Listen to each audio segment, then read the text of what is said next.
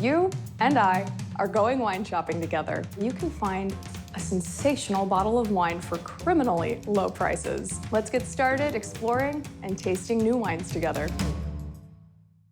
This week, we're headed back to France. What a bummer, right? And we're gonna visit a region that is known for some of the most famous and most expensive wines in the world. It's a region that's pretty synonymous with red wine, but we're gonna go rogue because today we're gonna learn all about Bordeaux Blanc. Yes, they make white wine in Bordeaux. There are drier styles, there are sweeter, late harvest styles, both are delicious. And both the sweet and dry white wines of Bordeaux can pull in quite a hefty price tag like their dark-skinned counterparts. But for the sake of our wallets, though not at the expense of our palates, we're gonna hone in on this drier, fresher style where you can find some serious bargains. Nearly all of this style of Bordeaux Blanc is gonna be made from two grapes, Semillon and Sauvignon Blanc. There are a few other grapes that are sometimes used in small amounts like Muscadel, Colombard, and Uni Blanc, which is famous for making cognac. But for the most part, it's Semillon and Sauvignon Blanc that you're gonna be finding. And today we're gonna really focus in on the Sauvignon Blanc as it does a lot of the heavy lifting in these blends. And it's doing all the lifting in this wine because this bottle is 100% Sauvignon Blanc. On the other end of the spectrum, there are some creamier, richer styles of Bordeaux Blanc out there. These are wines that have seen extended lees contact.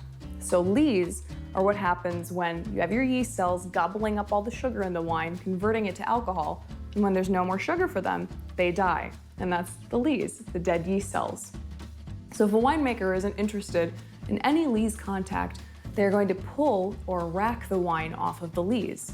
However, if they are interested in that lees contact, they'll either let the wine rest on the lees or even stir the wine with the lees, giving it this lovely unctuous texture and mouthfeel, creamy aromas and flavors. These styles of Bordeaux Blanc tend to be designed to age and are usually quite a bit more expensive. So let's get back to Sauvignon Blanc. This is a grape that a lot of people are pretty familiar with. It's a green-skinned grape that loves the sunshine, though it does not do well in climates with excessive heat levels, as this can lead to wines with very muted notes and flabby acidity, which we are not interested in. It, along with Cabernet Franc, are the parents of the very famous red grape, Cabernet Sauvignon. I think, though, when a lot of people think about Sauvignon Blanc, they think about a New Zealand Sauvignon Blanc, when in fact, this grape is from Western France. A lot of people think it's coming from the Loire Valley. This is where you can find some really beautiful, beautiful single varietal Sauvignon Blancs in the Eastern Loire, especially from the regions of Sancerre and Pouilly-Fumé. South of the Loire, along the Atlantic coast, is Bordeaux, where Sauvignon Blanc is key in producing these dry white wines, as well as the decadent and luxurious sweet wines from Sauternes and Barsac. In total, white wines make up a very small percentage of the wines being sold from Bordeaux, about 7%. And though they get a lot less attention, this does not mean that they are a write-off. I grabbed this bottle of Les Portes de Bordeaux from Trader Joe's. It's a Trader Joe's exclusive for only $6.99. I have to say, as you can see, it's already like half gone, don't judge me. But I love how typical this wine is of the grape. And by that I mean when I put my nose into this glass, it's Sauvignon Blanc. It is exactly what it should be. So already this winemaker has done a service to this grape. So what makes Sauvignon Blanc Sauvignon Blanc? Green notes, green, green, green. That is very typical of a Sauvignon Blanc from across the world. There'll be different kinds of green notes, different intensities, but you're getting green in this glass. You're getting lemongrass, parsley, a little asparagus, and I'm getting lots of beautiful, beautiful, zesty, ripe citrus, especially grapefruit and lemon. You get a lot of grapefruit in New Zealand Sauvignon Blanc, for sure. It's a little more chilled out in this one. You get these wonderful tropical fruit notes in Sauvignon Blanc as well, pretty typical. Pineapple, passion fruit, guava. There's also, it has to be said. So there is a chemical compound that's pretty unique in Sauvignon Blanc, and that leads to aromas of cat pee. I never thought that I'd sniff cat pee in my wine and still want to take a sip of it, but here we are, and I'm gonna. It's something you hear a lot. I never use that as a descriptor when selling a bottle of Sauvignon Blanc. We'd use other phrases, gooseberry. Some people say tomcat, but it's there. It's there in Sauvignon Blanc. If you have a cat, you know. But I get some some floral notes on this as well, honeysuckle, and some savoriness as well, some like cracked white pepper and this kind of cheesy rind, like Parmigiano Reggiano. And as I mentioned before, Bordeaux being right there on the Atlantic coast, you get some lovely salinity and salt on this as well. Should also mention some stone fruit notes, peach, it's yummy. This is great acidity, medium plus acidity, medium body, medium alcohol, almost coming in at low alcohol at 12%, which I love because I can drink half this bottle and still talk to you about it. And it's got a really nice finish too. They say wines of low quality tend to drop off and don't have a really nice extended finish. This is moderate, it's nice. I'm still getting a lot of that citrus right now. And I just sipped it a few seconds ago. So let's dive into food pairing with this. All those green notes, go green with your food.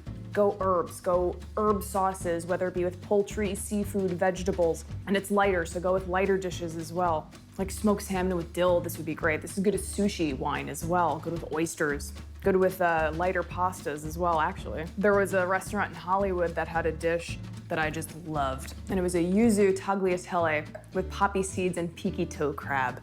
And it was delightful. You had all that lovely citrus from the yuzu, creaminess of the crab and the sauce, and oh, the pasta was so good. I would drink this and eat that in a heartbeat. I should note, if you are drinking one of those richer styles of Bordeaux Blanc that has Semillon and some of those other grapes in it, those acidity levels in the wines tend to be a little bit lower than what I'm drinking here. So you do want to be careful with some Bordeaux Blancs that have a little lower acidity. You don't want to have a very powerfully acidic dish because it'll overpower the wine, whereas this could stand up to it. So just a note to be careful of. Great with salads as well. This is just so versatile, so pairable with such a wide variety of foods. It's very famously paired. Sauvignon Blanc is very famously paired with goat cheese. So if you have goat cheese on your cheese board, your cheese and charcuterie board, you should be drinking Sauvignon Blanc with it. So here's a fun little idea for you to enjoy this wine. If you love a specific grape, like Sauvignon Blanc, and you've only tried it from one region, one country like New Zealand, you're missing out, and you should absolutely try new Sauvignon Blancs. Get a group of friends together and tell each of them to get a different Sauvignon Blanc from all over the world. So you can do New Zealand, California, Sancerre, Bordeaux, of course, Italy, Germany, and then line them up and taste them side by side and see the differences and see, oh, all of these notes are the same, but this one's a little more subdued and toned down here, where it's more flamboyant and bombastic from here. And it's a really fun way to get to know the grape a little bit better. And who knows, you might even fall in love with a completely new wine. I hope you've enjoyed getting to know this Bordeaux Blanc. And until next time, I hope you keep exploring and trying new wines. Santé!